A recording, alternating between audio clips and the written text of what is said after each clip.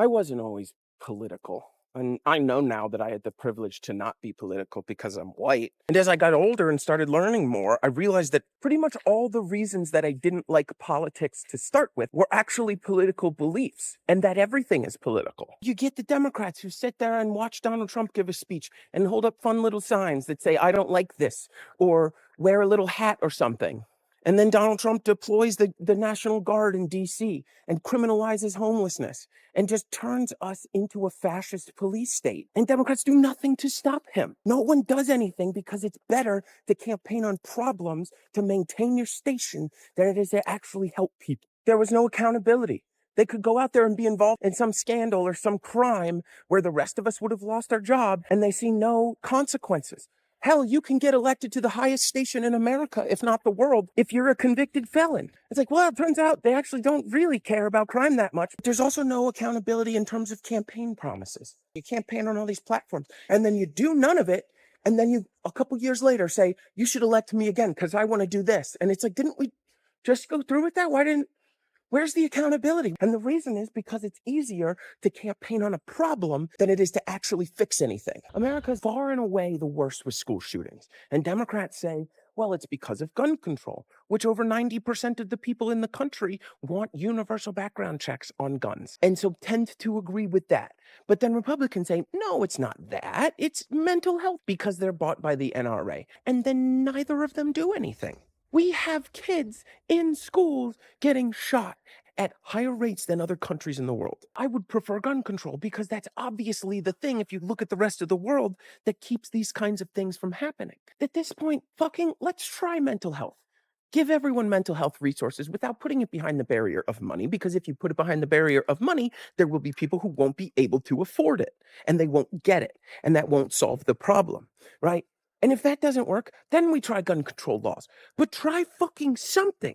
Nothing has been done to make these school shootings go away. But both of them propose solutions of how to prevent this, and then neither of those things happen. And then all we do is teach kids how to hide under desks and armor schools and increase police in schools. I hated that about politics back when I wasn't political, and I hate it now when I am political. And those campaign promises were few and far between because the vast majority of their campaign was telling you about how bad the other person was. Don't vote for them, vote for me instead, because what are you going to vote for that third person? The rest of the country is going to pick between one of these two. So you got to pick me, not that one, instead of campaigning on things you want to do. And if you did, it was these broad, sweeping generalizations that were meant to invoke some kind of emotion in you. I want to make America safe. I want to end crime. I want to make it so you can afford groceries and houses. Mrs. Griffin, what do you plan to do about crime in our city?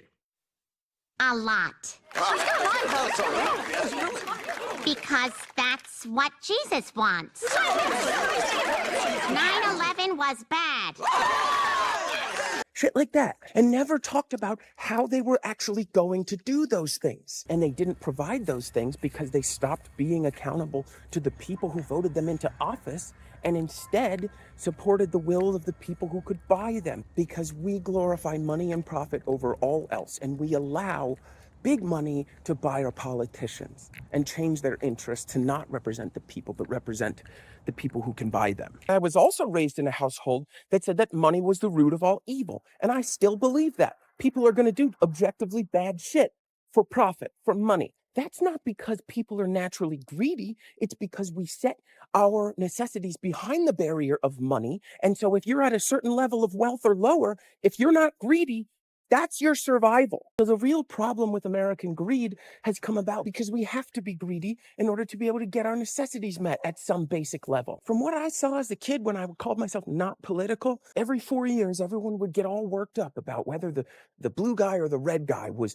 the one we want to pick. And then after the election, someone would get picked, and my single mother would still struggle to keep a roof over our heads in a townhouse, and her full-time accounting job would not be able to keep our basic necessities met.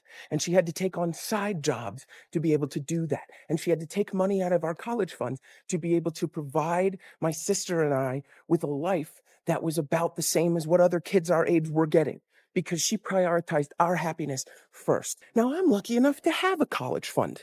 right? So that's not even as bad as some people. And it was when I realized that you could have political beliefs that emphasize providing everyone with their basic necessities without forcing them into committing all of the energy they have into working a job where more money than you're making is getting sent to the people above you. And there are political beliefs that emphasize giving those things to people without putting them behind the barrier of money.